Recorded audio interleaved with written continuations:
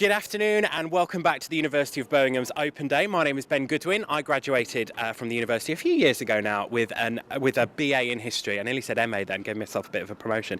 My first introduction to the university was on a similar day to this, and I'm here today to tell you more about learning and life at the University of Birmingham. Now, if you don't already know, we are running live online activity throughout the day across our virtual tour site, which you're viewing us on now. We've got live streaming right here on Central Campus at the Guild of Students, and we'll be at the Bournebrook Sports Pitch later, and also we'll be at some of our student accommodation a little bit later on this afternoon. There's also live Q&As taking place where you can quiz current students on what it's like to study here, plus you can view live tweets and Instagram photos. Right now we're at the Guild of Students, which as a charity represents our 28,000 students to the university and other organisations. The Guild is home to the majority of the university student societies and is a great place to meet like-minded people, learn a new skill or get involved in a volunteering project outside of your studies.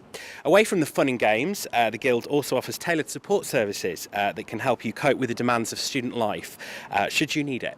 And no problem is too big or too small. Now, you don't want to hear me rambling on for 15 minutes because one of the best things about being here at the University of Birmingham on an open day is meeting one of our current students. So we've asked one said student to come along today and talk to you, and that is Emily, who's sat next to me. Hi, Emily. Hi. And you're also one of our student ambassadors, aren't you? I am. I'm working the open day today. It's a very big open day. We're expecting about 8,000 students and their parents, so we've got a lot going on. I've been doing student life presentations with my friend Vicky upstairs, so yeah. Oh, well, thanks for taking time out to come and have a chat with us. Nice so break.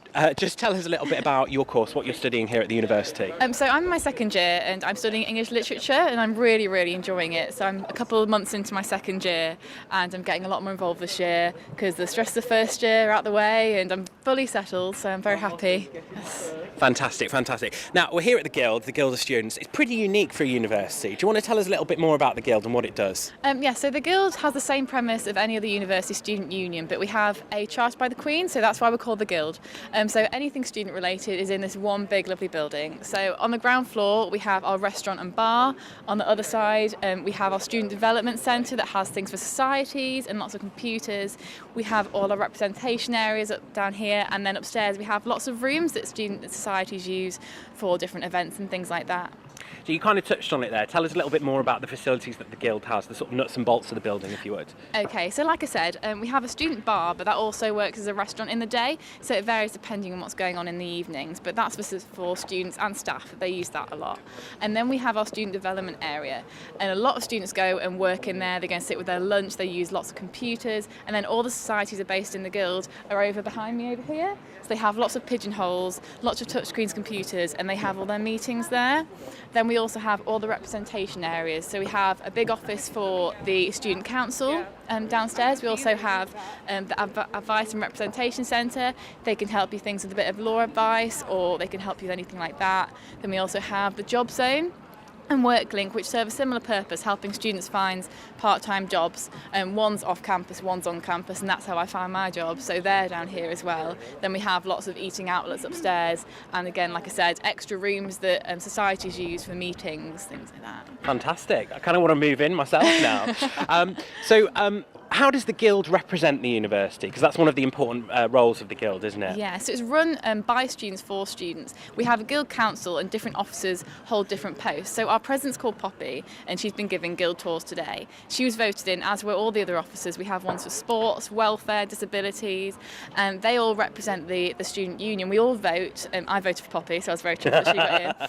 And every student gets a vote, so it's democratic. And then you can go to them with your opinions, and they hold a general election and they hold councils all the time to make sure that everybody's happy with what's going on, so it represents us fairly. So it basically represents the students to the university? Absolutely, yeah.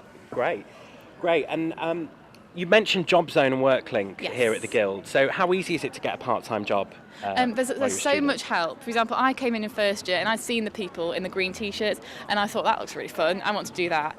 So I went in and they were advertising the post, the student ambassador post. They've got a big wall, so they've got like a manual way of looking for jobs, and then they also have an online site where you can search and you can tick boxes to say which bits you're interested in, and they just help you find something that suits your studies, because they say don't work more than 16 hours a week because it might affect what you're doing at uni. but they're so helpful. They do things like CV drop-ins and practice interviews that can help you get a part-time job to support the studies that you're doing. So how do you manage your studies and maintain a part-time job at the same time? How do you do that? Well, I do English, so my contact hours are smaller than people who say do medicine, for example. So I have the flexibility. So I tend to work on a Friday and a Wednesday, and then I do my studies the rest of the time. So it fits in quite well. I know some people might struggle if they have like a really full-on course in terms of time they have to sit in a lecture theatre.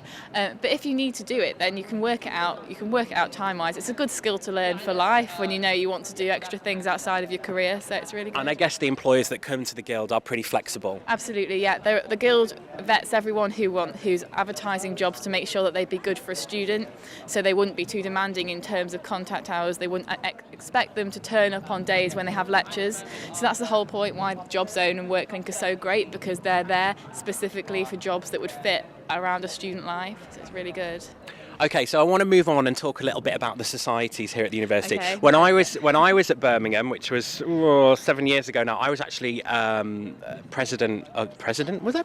program manager of Burn FM, which is obviously the student radio station, cool. which I still listen to now, and they're doing some great stuff. Yeah. But what kind of things are you involved in here at the Guild, the societies? So I spread myself quite far. I do quite a few different bits. I'm on the committee for the New Shakespeare Society. My friend Anya set that up, and she's chair and I'm secretary.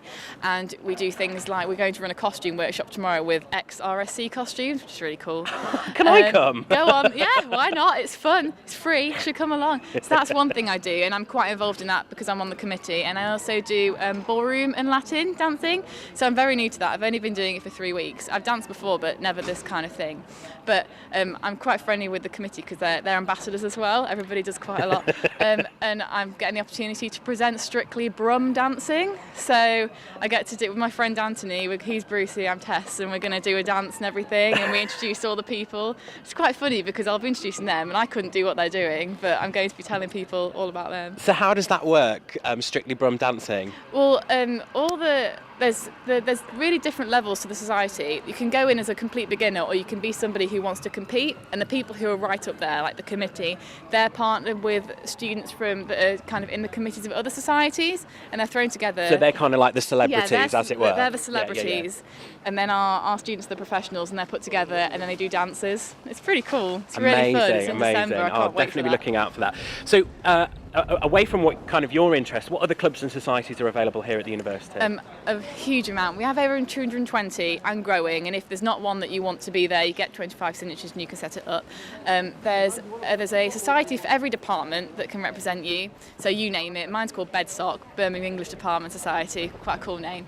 Then we have loads of voluntary societies, Buddy or Granny, you can go and help in the local care homes, Oxfam. There's loads of sports societies, dance, a lot of media, like you said. We have Burn FM, we have the student newspaper Red Brick, Guild TV, and then lots of sport things related also. So there really is something for absolutely everyone. And like I said, if it's not there, you can make it. So. And the Guild of Students also offers students the chance to get involved in volunteer projects and things just outside of the campus. Tell us a little bit about those. Yeah, so you can do that, and it's great to add to your CV as something you're doing extra. So the Guild facilitates all sorts. For example, I'm hoping to help with the Celiope Play Scheme, which helps with autistic children. They come to our facilities, which we call the Underground, and then they just play, and that's another thing you can volunteer with. And most organisations have a sector within the Guild. You can do things like Carnival Rag, which they organise events for charity. They're often things like bar crawls or club events, but they all have charity in mind. So there really is something for everyone if you want to get involved with that aspect as well. And I guess as well as sort of making a difference and doing something, really good for the local community and beyond, it's a really good way to build up your CV as well, isn't it? Absolutely, yeah. I mean, as well as student work that you can do, there's so much on offer. And if, for example, you're really interested in working for charities, helping with that at university is such a good way to get into it. And specifically, if you say you can't find a job specifically that fits, that's paid, you can do it with charity. So it's great to write down. Yeah, absolutely. And the Guild is also responsible for the residents' associations, which are based out in the halls where most students live in their first year. Yeah. So tell us a little bit about the residents' associations. So every set of halls has a governing body of students that help organise events and knock on doors to make sure everybody's settled in. I mean, I know I have mine. I lived on Pritchard's Park, which is over in that direction. I did as well. You did? Yeah, Oh, yeah, yeah. cool. I was in Ashcroft. Oh, Yeah, spinny, yeah. spinny.